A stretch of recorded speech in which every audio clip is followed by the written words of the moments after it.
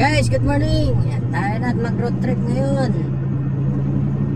Ayan, makikita niyo po sa aking video ang aking binabaybay ngayong umaga. Sa kasalukuyan, dito po tayo sa Barangay Nubol. Medyo, ayan, tatagalan na naman po tayo sa daan at maraming tricycle.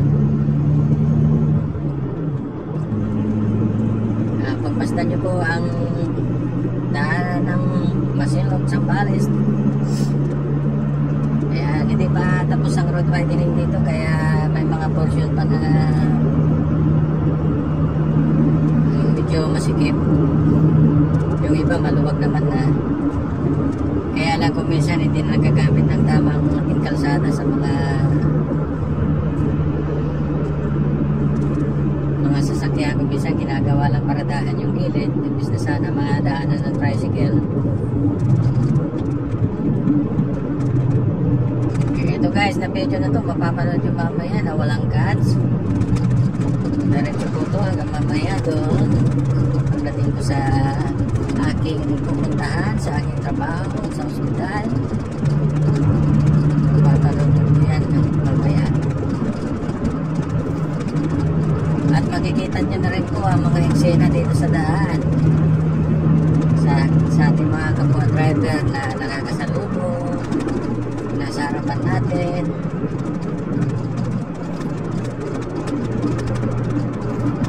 Yan po guys, papasok na po tayo ng Barangay Bamban, Masinloc, Zambales.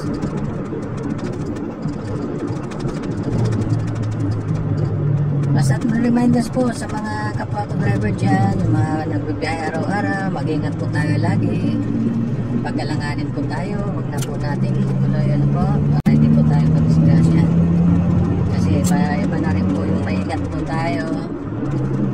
Kasi may inuuwihan po tayong pamilya.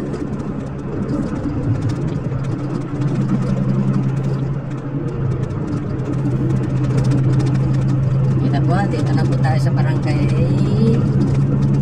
Bamban, Masinloc, Zambales.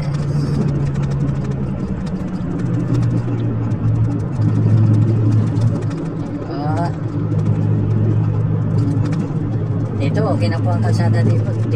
Tingnan nyo naman, napakaluwag. Buti kanyo nga guys, buti kanya walang pasok ang public school ngayon. Kaya medyo walang traffic ngayon, diretso po ang mga biyahe.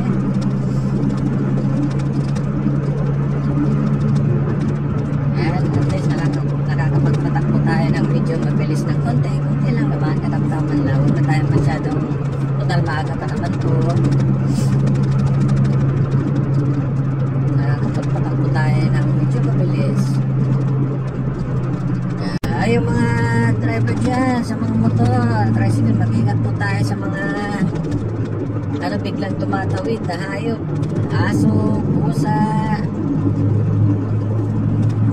para maiwasan po natin ang disgrasya. Pag nakita na po natin may sa gilid, mag-slow down na lang po tayo, kasi kung minsan biglang tumatawid po yan, mahirap na po.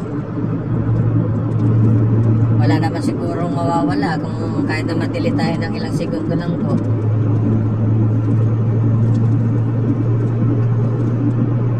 Kaya pagpasdan nyo po ang daan dito sa Zambales. Diba? Napakaganda ng daan dito, malinis.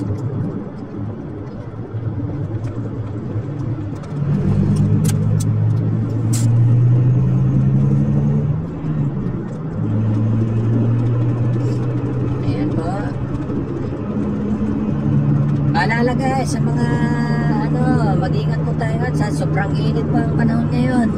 Lagi po tayo magbaon ng ating tubig pag nagbabiyahe po tayo, lalong lalo na sa mga malalayo, kailangan po natin yan, kailangan po natin mag-rehydrate.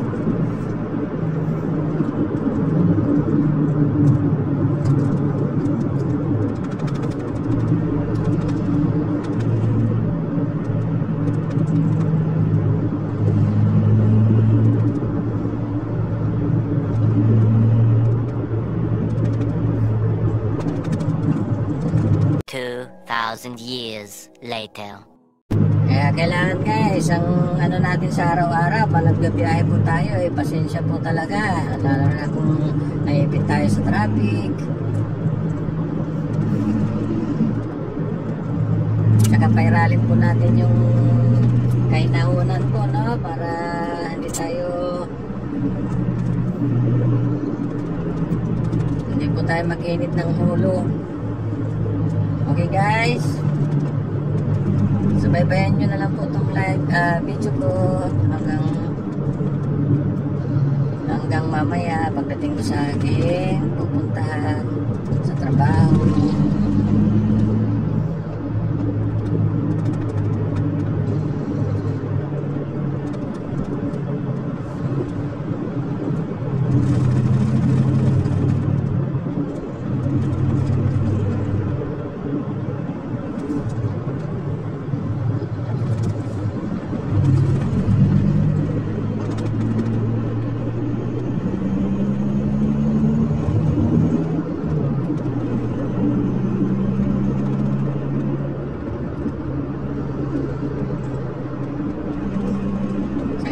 Guys, dito po tayo sa Barangay Santo Rosario, Masinloc, Zambales.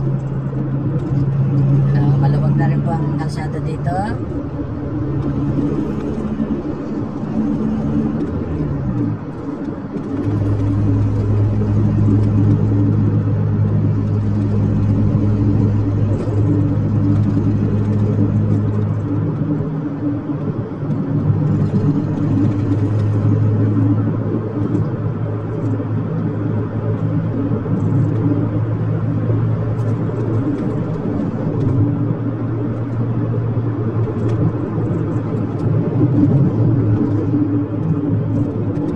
Barangay San Lorenzo na po to, Masinloc, Zambales. Ang huling barangay po ng Masinloc sa South.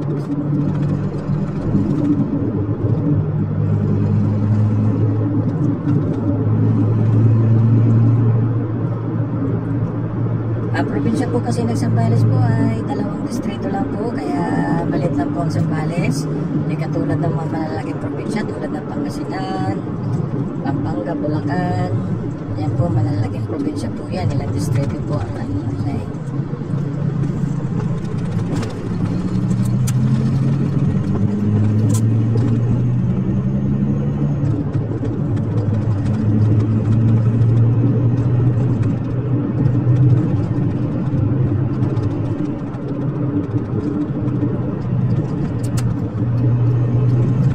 Mag-overtake po tayo ng ganito, siguraduhin po natin walang nakasunod sa atin, walang dito sa kanan po. Tingin tayo po lagi sa ating side mirror. Kabilaan po yan. At saka pagkurbada po, wag po tayong kakain ng linya para hindi po tayo masagin ng ating kasalubong. Ito, malimit po ang disgrasya dito sa kurbadang to, lalo na paggabi. Last time may nadisgrasya pong truck dito eh. Siguro nawalan ng control po, nakatulog yung driver. Dire-diretso na lang po doon sa may bahay. Shout out po sa ating nagpapashoutout po ang ating kaklase si Mr. Franklin Lideluran, ang ating kaklase ng high school. Maraming salamat po, lalo sa aking mga kabats. Po na aking kaklase, shoutout po sa inyo lahat. Maraming salamat po sa inyong pagsubaybay. Ito po yung barangay, papasok na po tayo ng barangay Pangulingan, Palabig, Zambales.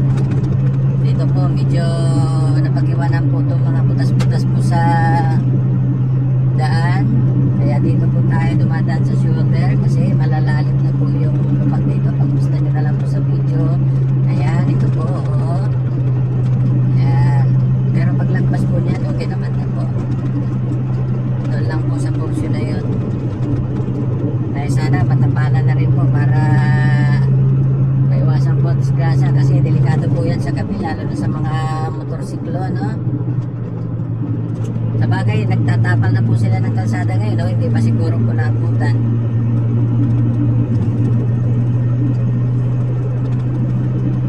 Ayan po, napapansin mapapansin nyo naman sa daan, may mga buwang-buhangin, tinapala ng asfalto.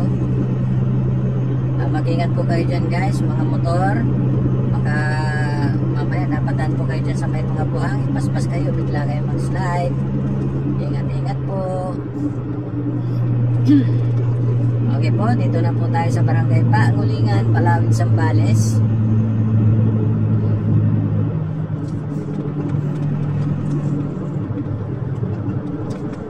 Mag-ingat po din po tayo dito pag gabi. Lalo na pag hindi po tayo hindi natin kabisado ang ating binabaybay na kalsada, lalo sa mga dayo. Mag-ingat po tayo, dahan-dahan na lang po pag hindi natin kabisado ang kalsada. Okay po.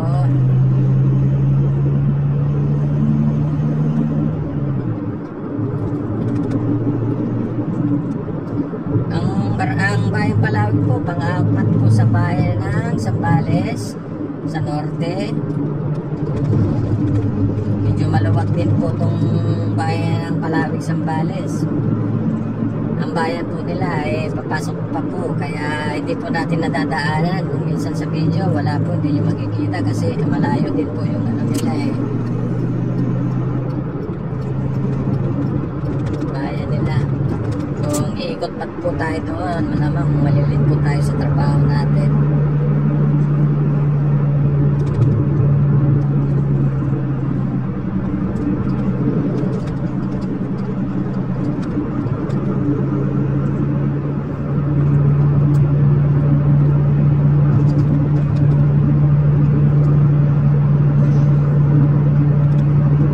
Ito po yung kalsada na parang Baguio, parang sa Marcos Highway po, kung nakikita nyo po sa video na may pagkakurbada, pataas, bababa, gano'n po yan.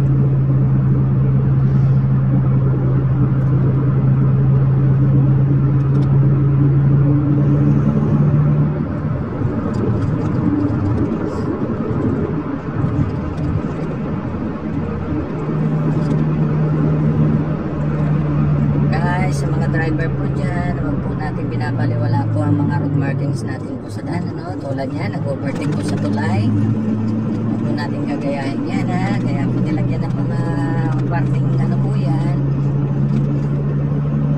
para pinoprotektahan po ang driver niyan, yung mga road markings na po yan.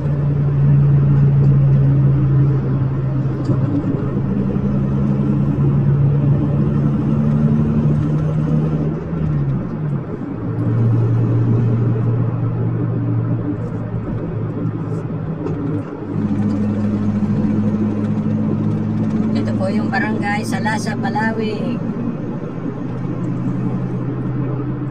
Papasok na po tayo sa barangay San Vicente. Madadaanan po natin ang opisina po ng Zamico or Zambales Electric Corporation.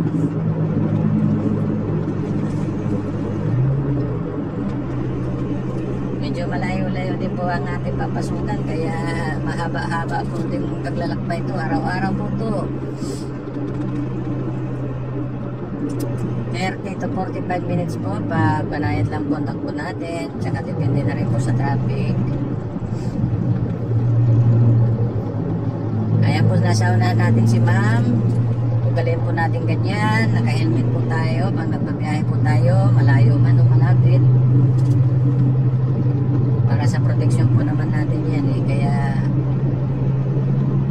sa'yo ma'am, saludo ako sa'yo.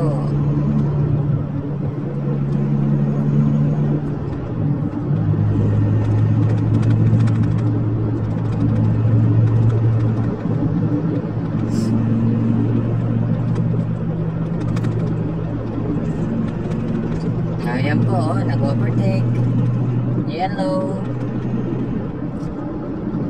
Corbada.